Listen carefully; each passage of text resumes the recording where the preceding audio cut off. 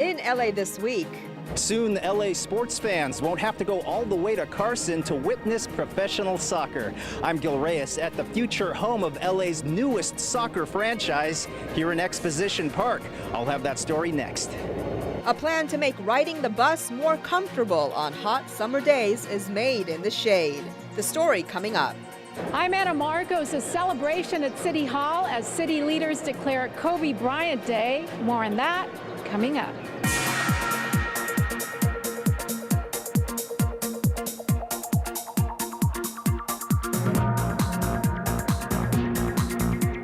Hello and welcome to LA This Week. Thanks for joining us. I'm Yana Kay. What a great time to be a sports fan. Not only have the Rams returned to LA, but soon we'll have a second pro soccer team to root for. This one closer to home and with a spankin' new stadium to boot. Score another goal for LA. Gil Reyes has more from Exposition Park. Gil. Yes, Yana, everybody here excited as the countdown is on to 2018 and the expected debut of LA's new soccer franchise, the Los Angeles Football Club, making its new home here at the former site of the Los Angeles Sports Arena. Say goodbye to the LA Sports Arena, the former home of UFC basketball. The LA Clippers and WrestleMania 7 will soon be replaced with something bigger, much bigger. The mayor mentioned all the historic events that have taken place in the sports arena. He left out one major one, and that was the filming of Blades of Glory. Took place right in the sports arena. The seminal movie on figure skating. In all seriousness, comic actor Will Ferrell is part owner of Major League Soccer's newest team, the Los Angeles Football Club. Its new home, a soon-to-be-built 22,000-seat arena known as the Bank of California Stadium. The project, near USC, is expected to create 3,000 temporary and full-time jobs. 40% of new hires will come from surrounding neighborhoods. People now can live and work and come to enjoy a great soccer game and soccer team right in their own community. Now we've changed the game. I just want to say thank you. Thank you for taking a chance and seeing the value of our community. Thank you for realizing that this is going to help put South LA on the map. Expected to open in time for the 2018 soccer season, LA Mayor Eric Garcetti also wants the Bank of California Stadium to host the 2024 Olympics and the 2026 World Cup should LA receive the bids. He's pushing for transportation improvements now in preparation. The Expo line is the best way to come right here to this stadium. And Measure M this fall will allow us to get that job done. Finish our subway lines, finish our light rail to the airport, finish those things to improve our freeways, and get that job done. In Exposition Park, I'm Gil Reyes for LA This Week. The project will also add 100,000 square feet of new restaurants and a soccer museum. Well, from soccer to basketball, an LA Lakers legend heads for retirement with a noisy farewell from the city. LA City Council members have designated a Kobe Bryant Day. Anna Marcos brings us more from the event. Anna. Yana, what a day. City Council had never seen so many people. There were hundreds here. And even at this private event, fans are still waiting, hoping to get a glimpse of Kobe. Earlier in City Council chambers, a false alarm as eager fans mistook Councilmember Curran Price for the legendary former Lakers icon, Kobe Bryant. But Kobe Bryant finally made his grand entrance on a day that would be named after him for all time. August 24th is now Kobe Bryant Day in the city of LA to commemorate the jersey numbers Bryant wore during his 20 years with the Lakers before he retired this year, number 24 and number 8. Kobe Bryant's talent didn't make him great. Kobe Bryant's legendary work ethic made him great. I hope that August 24th and this day becomes a celebration of passion, hard work, dedication, and mentorship. I love Kobe, so the greatest player of all time. Best Laker ever. Okay, who's number 1 and who's number 2 as far as fans? Wow. She's number 1, I'm number 2. For city leaders, the name Kobe Bryant and the Lakers brought something special. Prestige for LA with 7 NBA championships and 5 wins, along with unity among Angelino fans. Kobe Bryant has taught all of us in Los Angeles that this city has a fighting spirit. When Kobe Bryant and the Lakers were playing, we were all Angelinos. But the former MVP is more than just a basketball legend. He is also a philanthropist. He and his wife donate time and money to causes for youth and the homeless. On behalf of the 60,000 people that tonight in LA County will sleep on the streets, I want to say thank you because you recognize their plight before a lot of us. We are late to the party. On his last Lakers game, Bryant scored a legendary 60 points, and he doesn't plan to slack off. Among his retirement plans, new business ventures, a strict workout regimen to stay in shape, and a new addition to the family. We are expecting another baby girl. Kobe Bryant, LA wishes you well in your new game plan. I'm Anna Marcos for LA This Week. Bryant says he may also try some new things such as skiing, surfing, and skydiving. Well, if you transfer between bus and rail in NoHo, you know how dangerous the switch can be. Until recently, you had to cross a busy street to change lines, but not anymore. Gil Reyes shows us a new pedestrian tunnel that's making commutes a lot safer. It used to work like this. Transferring between the orange bus line station to the red line rail stop in North Hollywood meant crossing the street first. And not just any street, Lankershim Boulevard, one of the busiest thoroughfares in the 818. But those days are over. Now they have easy access. It's going to speed up travel across the valley. It's really going to be another step forward, I think, in the usefulness and ease and speed of mass transit through the San Fernando Valley. Metro celebrates the opening of a 150-foot-long pedestrian tunnel linking the two lines in North Hollywood.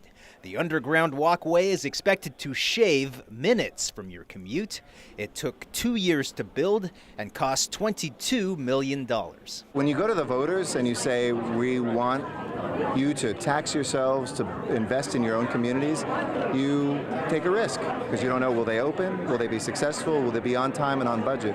And it is a wonderful feeling to see that we're helping manage an MTA that delivers on time, on budget, is being able to protect the community, improve our roads, and give people more options. Mayor Eric Garcetti is asking us, the voters, to approve a half-cent sales tax increase this fall to fund even more transportation-related improvements. In North Hollywood, I'm Gil Reyes for LA This Week.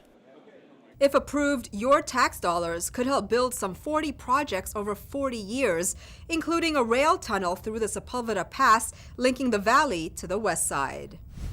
Well, from making your commute safer to making it a lot cooler. And if you ride the bus, you know how hot it can get waiting for it, especially in the summer. But the city has a plan to make the experience more comfortable, especially for older citizens prone to heat stroke. Gil Reyes has more. Gil. Yes, Yana, this bus stop on the corner of Eagle Rock Boulevard and San Fernando Road is one of the more popular bus stops here in the community of Glassell Park. A lot of the reason is new school and a new apartment complex built nearby, just within walking distance from here. So ridership is not a problem. What is a problem is the heat, specifically the sun that's bearing down on hot summer days like today. But the city has a plan that's made in the shade. Waiting for the bus can be especially unpleasant for Margaret Chang when the heat is on. Yeah, what do you like to see here? Benches, a shade over the bench. Her bus stop in Glassell Park has some shading on the southbound side, but none on the northbound side. And she's headed north. There's also no seating. If I sit over there, I cannot see the bus. I will miss the bus. So I would like the benches for a long time. A shade over the bench, even better. She will soon get her wish. The city breaks ground on a 20 by 50 foot transit pavilion, with big canopies to help beat the heat, the rain, and more. We're going to have security lighting. We're going to have benches to while you wait for the transit, and all of this then surrounded by drought-tolerant landscaping. The beautification aims to increase the comfort level of seniors. Also, new riders, like tenants in recently built apartments, and students from Sotomayor Learning Academies. Councilman Gil Cedillo says more development is planned. Yeah, I envision, elegant housing down the road, affordable workforce, market rates. We need housing in the city, and this is an area where we can build without displacement. And building those projects near transit stops to encourage more use of public transportation. But it has to be comfortable. Shade and covering. I think it's going to mean so much for the community. In Glassell Park, I'm Gil Reyes for LA This Week. The city hopes to complete renovations next summer.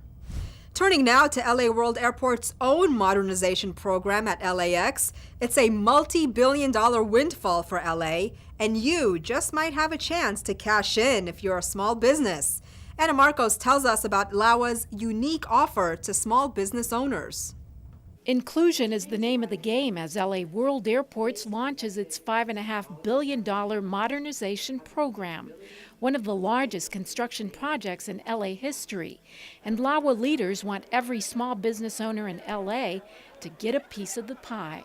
What we're hoping is that the local small businesses that attended this forum today will have opportunities to meet with the potential prime bidders on this contract, and we'll be getting on their teams. Small business participation, diverse business, minority business will be highly encouraged. 700 business leaders networked and mingled at the Small Business Forum at LAX. The first project up for bid will be the automated People Mover, the centerpiece of the new LAX project, which will move people throughout the airport without the need for cars. The jobs up for grabs include construction, design, engineering, finance, landscaping, maintenance operations, and much more. We look forward to you bringing that creativity and ingenuity, bringing something new and something different for us to build upon here. LAX is doing something that's never been done. It's not only encouraging and practicing diversity in its hiring, it's demanding it from all its contractors and subcontractors as well. Absolutely, it's very helpful. We've been tracking these projects and trying to go after that, trying to collect as much information as we can. LAWA leaders say small businesses don't always have it easy getting in on airport bids, but they hope their new all-inclusive push helps build not only a better, less congested airport, but a better and economically stronger LA. I'm Anna Marcos for LA This Week. LAWA leaders say they've put policies in place to make sure small businesses are involved in this project. For more information, visit connectinglax.com. And if you're a small merchant in LA that flies the rainbow flag, then you may want to listen up. Anna Marcos reports from the LA Times LGBT Forum on some changes that could help boost your business.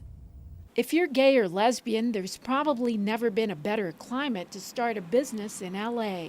One panelist at the LA Times LGBT Business Forum touched on new state laws, such as AB 53, which help improve the bottom line for the rainbow flag community and their businesses.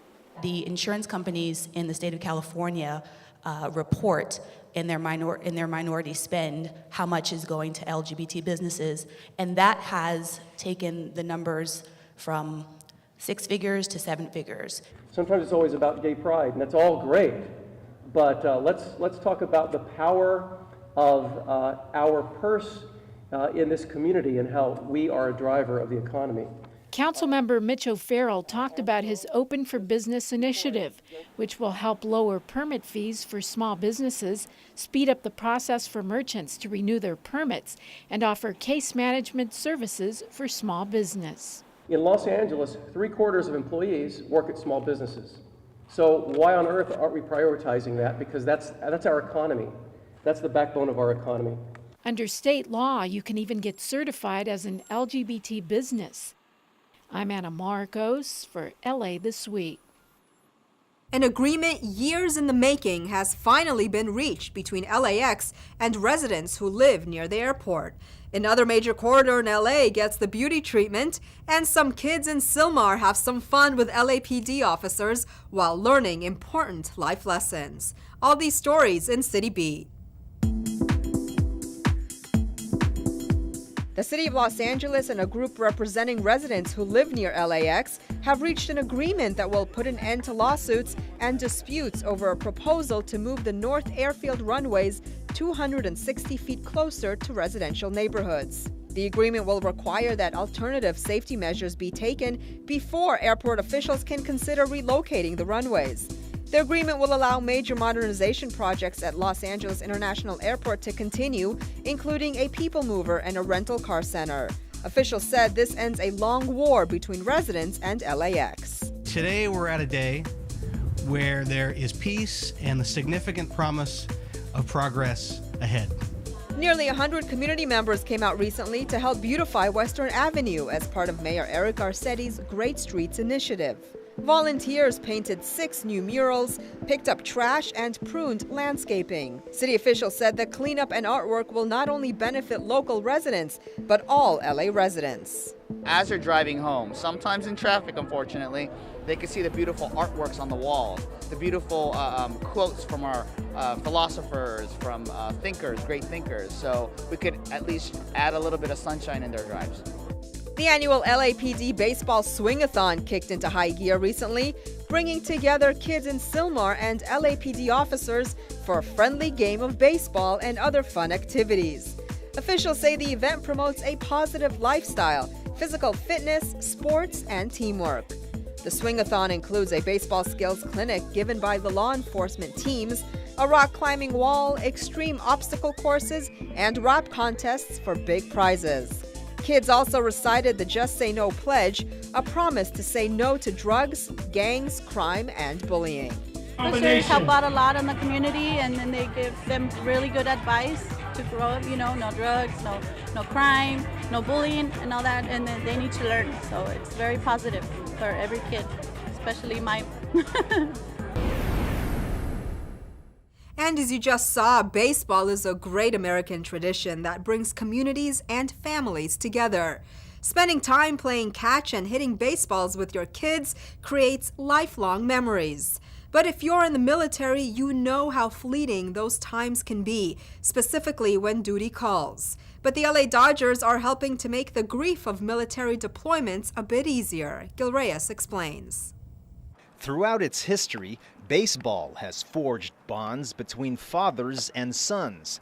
All family members, really. From youth players to team moms to siblings in the stands.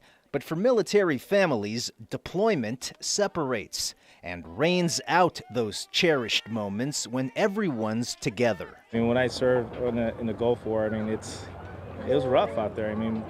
I missed childbirth with my first kid, and just the Dodgers and Cal Ripken to either just recognize what we did for our country, to allow other kids like this to do this, just great.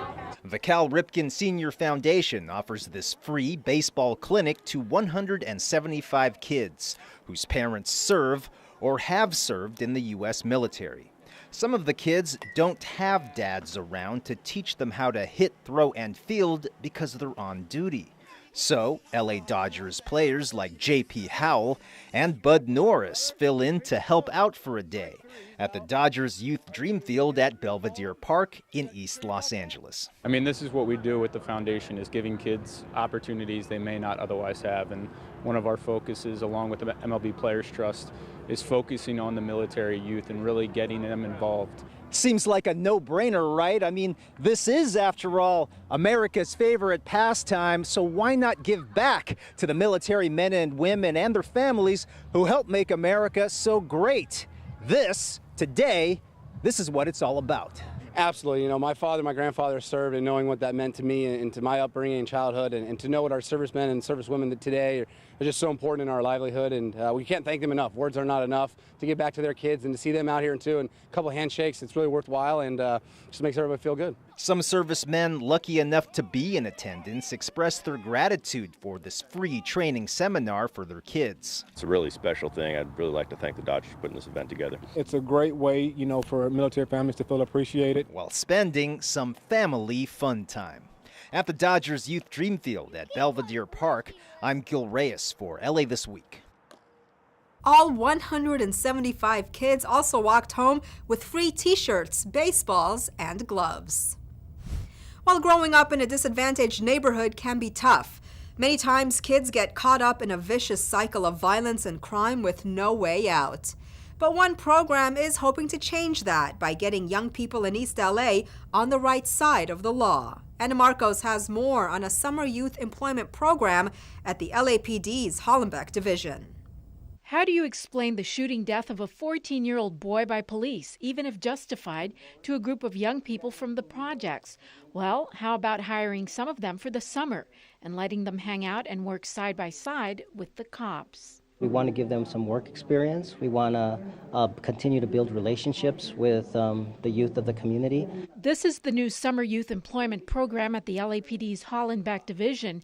And boy, do these kids have burning questions for the cops, such as what did happen in that recent police shooting that left 14-year-old Jesse James Romero, a gang graffiti suspect, dead in Boyle Heights. The individual fired at the officers, and then the officers returned fire. And it turned out that this individual was 14 years old. He would have been 15 this month.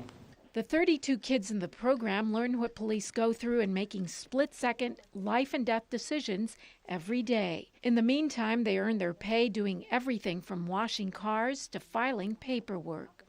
It's more like an opportunity to get to see what they do on a daily basis, how they quickly answer the calls, they get on their vehicles and run out, and it's crazy. The program is a joint effort with the Housing Authority of the City of LA to give kids from the Ramona Gardens Housing Project a chance to forge new relationships with those who protect the law. I grew up here around all Boyle Heights, Lincoln Heights. Where I grew up, it was more like, okay, LAPD them, and there was us. So it wasn't, we didn't really interact. And I feel like now that I've got to know officers, they're also people, they're normal. The kids are about halfway done through this program, and once they're done, there's another perk waiting. Job references from no less than the LAPD. It does take a lot of work to whatever you're going to do in life. It takes a lot of work. Police hope it leads to a perk for them as well. Better relations with the future leaders of their community and fewer scenes like this. I'm Anna Marcos for LA This Week. The kids in the program are in high school and college. The only requirements are that they are between 14 and 21, live in the Ramona Gardens project, and are ready and willing to work. Well, the LAFD is also putting kids to work, but their focus is on attracting and recruiting more girls to the department. And it starts with camp. Gil Reyes has more. Lean farther back from the ladder. There you go. No guts, no glory for about 100 teenage girls chasing a dream. I want to be a firefighter. Why? I always wanted to be a hero growing up. But to get there, they'll have to be as good, if not better, than the guys at climbing ladders, dousing flames, and saving lives. Welcome to the first ever LA City Fire Department Girls Camp, a 2-day introductory seminar in San Pedro to help entice more young women to join the LA City Fire Department. That is an area that we need to improve upon. Right now we have about 3%, it's about 100 females. Our goal is to double that number, and I think we're well on our way towards accomplishing that. Female firefighters from Seattle to San Diego help demonstrate what it takes. For starters, they'll have to strap on 70 pounds of heavy gear for a typical firefight. But these young women, ages 14 to 18, say they're determined to be first responders. Helping them after today are firefighter magnet programs. You'll find them at Wilson High School in El Sereno and Banning High in Wilmington. There are also youth fire academies at several fire stations to participate in throughout the year. So the goal is after this camp today to feed them into one of our various youth development programs so that they stay learning and active. And dreaming big to eventually be where usually the boys are, in a dangerous but rewarding career helping others. In San Pedro, I'm Gil Reyes for LA This Week. Young men and women ages 14 to 20 can also take part in the City Fire Cadet program. It could light the spark to a future career. Log on to firecadet.org for info. If you love jazz, then you're in the right place. No other city has more jazz history west of Chicago. So every summer, LA hosts a concert celebrating those sweet sounds from Central Avenue. Gil Reyes shows us. At 85 years young, jazz legend Kenny Burrell shows us he's still got it. Burrell, one of the headliners at the Central Avenue Jazz Festival. From the 1930s through the 1950s, Central Avenue was the epicenter of West Coast jazz. Artists who've passed through include Duke Ellington, Billie Holiday, and Charlie Parker, to name a few. Also, Ernie Andrews, who at 89 years old still performs to this day. During their heyday, they entertained audiences here at the legendary Dunbar Hotel. Central Avenue was the spot where African-American performers came when they came to perform in Beverly Hills. When they couldn't stay in the hotels in Beverly Hills, they came to Central Avenue. We celebrate that history, we celebrate that legacy, but also recognize and realize the cultural diversity that exists today, and we want to celebrate that as well. And we think music is the best way to do that. Over 24 acts performed on the festival's 21st anniversary. On Central Avenue, I'm Gil Reyes for LA This Week. Jazz legends in the making like 19-year-old Ray Gorin and 20-year-old Aaron Shaw also performed. Well, it's a party for your taste buds during a fine food and wine tasting. Navy vessels flex their military might during Fleet Week, and a Beatles exhibit that'll take you back in time. All this in this week's Things to Do. Labor Day weekend just got tastier. Food lovers get ready to indulge in the ultimate food tasting experience. LA Times is hosting its annual festival celebrating LA's culinary delights. Paramount Studios will be transformed into an elaborate pop-up block party featuring tastings and wines from some of the best restaurants in the city. It all takes place on Labor Day on the Paramount Pictures studio backlot. For more, visit events.latimes.com/taste. LA Fleet Week is a free public event at America's #1 port, featuring guided ship tours, military and aerial demonstrations. Entertainment includes live music, educational programs, fireworks, and food trucks. Fleet Week is an annual patriotic tradition where active military ships recently deployed in overseas operations dock in a major U.S. city for 1 week. This year marks the first time Los Angeles has hosted an official Fleet Week event. For more, visit portoflosangeles.org. Ladies and gentlemen, the Beatles brings us back to the early 60s when rock and roll was re-energized, some say saved, by 4 lads from Liverpool. On display at the Grammy Museum are many Beatles-related pop culture artifacts from the period, as well as correspondence, instruments, posters, photographs, interviews, interactive displays, and an oral history booth in which visitors can leave their own impressions of the Beatles. Check it out at the Grammy Museum July 1st through the 5th. For more, visit GrammyMuseum.org. And that's a look at some things to do. Well, that's going to do it for this edition. But before we go, a correction on a story we aired during the week of August 13th. We reported that LA City Council approved $115 million to keep the HACLA LA program running, but rather, City Council approved $117,000 to keep the program going. I'm Yana Kane from all of us here at LA This Week. Thanks for joining us. A reminder that you can catch us online at lacityview.org. You can also follow and like us on Facebook. We'll see you back here next week for more of LA This Week.